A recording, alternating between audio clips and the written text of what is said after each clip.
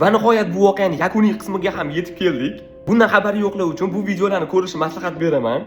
Qolganlar kelinglar, ko'rib videoni tahlil qilamiz. Videoni boshlanishida ko'rsak bo'ladi, qanaqadir uyni kamerasidan olingan kadrlar va bu yerda ko'rsak bo'ladiki, bu uy taqibdan qochib kelayotgan ayollar uyi ekan.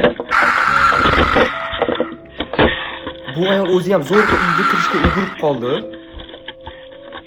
Bu kadrlarda manyakka yoki bu maxluqni yuzini yaqindan ko'rib olsak bo'ladi. Ayol manyakdan qutuldim deganda, bu erkak qayoqgadir qochib ketdi.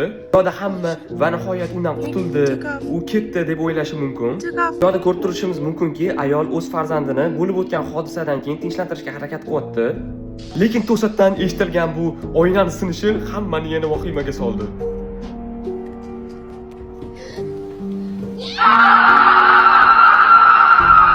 Va ko'rib turganimizdek, voqeaning oxiri yaxshilik bilan tugamaganga o'xshaydi. O'rtoqlar, bu voqeani boshidan oxirigacha to'liq qismini Telegram kanalimizdan topishingiz mumkin. O'rtoqlar, nima deb o'ylaysizlar? Bu ayolning boshidan nima kechgan? Fikringizni kommentariyada yozib qoldiringlar va keyingi videolarda ko'rishguncha